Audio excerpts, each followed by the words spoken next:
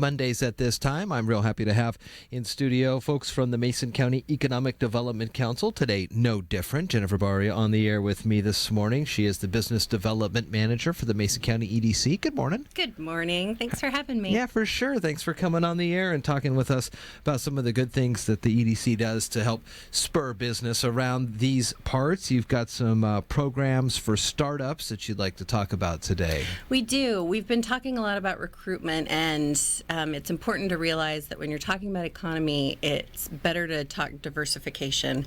You can't focus all of your attention on recruitment.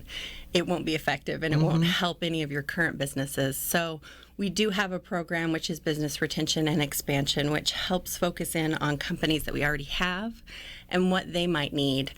We've had companies come to us that need help with permitting issues and don't know where to turn, or funding issues. They want to expand, but they can't because the current site where they are is landlocked. And how do you pull that out? How do you make it so that they can expand into being a more successful company? We also have programs to help with startups. If you're interested in starting your own business, we've got a great one right now, which is the Micro Enterprise Program and Loan Fund. It's a long title, and it's through the Enterprise for Equity. And what it is they kind of bring you through each step to starting your own business. So there's information sessions to tell you kind of what it is that we're doing. And we've got one coming up on April 3rd, and it'll be at our new office here. They have them up in North Mason as well. Okay. I believe those are at the Port of Allen meeting rooms downstairs. But that's to kind of give you an idea, a quick snapshot, if it's something that you're interested in, because it is a training that we're offering. So that goes into a business workshop. It's a 2-day training, and that will lead into your business readiness, build your business. Yeah. And I want to say it's an 8-week program that does that. So okay. I was kind of just thinking about the difference between recruitment and this type of a thing. I mean, it's kind of recruiting someone who wants to have a small business, I guess, but in the larger scheme of things, you offer a lot more services to somebody there. Right. So it's great to say, yes, we're happy to support startups, but what do you have to help people understand what it takes to start a business? And you have to build a business plan. You've got to really focus in on what's the financial impact to you. There's a lot of businesses that just start and they don't understand what it is that they're going to be paying for. So they can kind of fold or, grow slower than is necessary. So when they talk about startups and new businesses, and I'm going to mention restaurants, and it's probably not even an accurate fact, but like 1 out of 3 close or 2 out of 3 close. It's a pretty big statistic on that within the first year. Yeah. And I think that has a lot to do with kind of your pre-area research. Is the community able to support another restaurant? What can you do to let them know that you're out there? A lot of people use word of mouth, but there's a lot of free marketing that you can do nowadays to really get your name out there. What is it that you offer? What kind of food is it? Are you going to go into a community and start up a new type of food that they've never even seen there before? Sure. If you are, just realize that that's going to maybe be a slower start, and to kind of build that into your business plan. So you set yourself small milestones so that you're able to accomplish them. Is it harder? Because, people eat, and they have to eat at least probably 3 times a day. So going to those types of places may not be as hard. But if you are opening a specific business, a specific small business in an area, you really have got to do your due diligence. You see, you don't.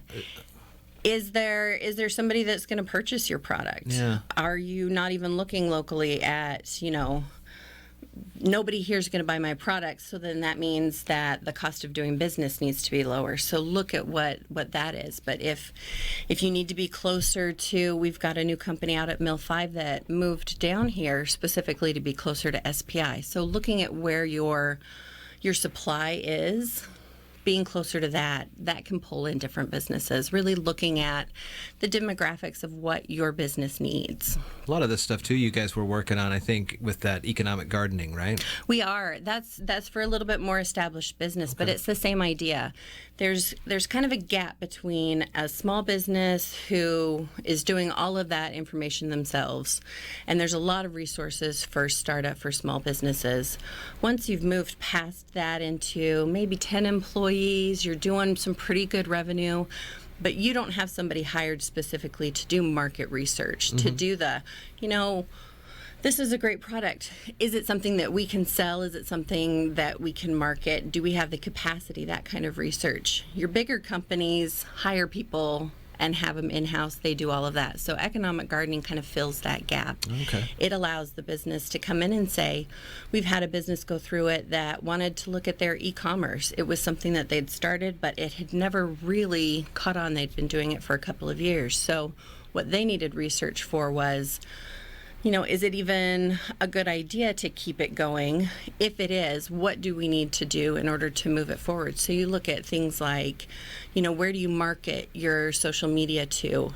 Are there little pockets of places that, the foodies go? Yeah. Let's make sure that you're marketing to that specific place. So checking those different kind of watering holes where your industry, just groups together, and you need to be able to be there, not necessarily to sell your product, but if you could set yourself up as an expert in that field, Sure. then they're going to ask you, and then they're going to reach out and do their work to buy your product. So getting it kind of moving in that direction. And you can do that with a food company, you can do that with manufacturing, you can do it with wood products. What is the market out there? And that's where economic gardening kind of covers the gap.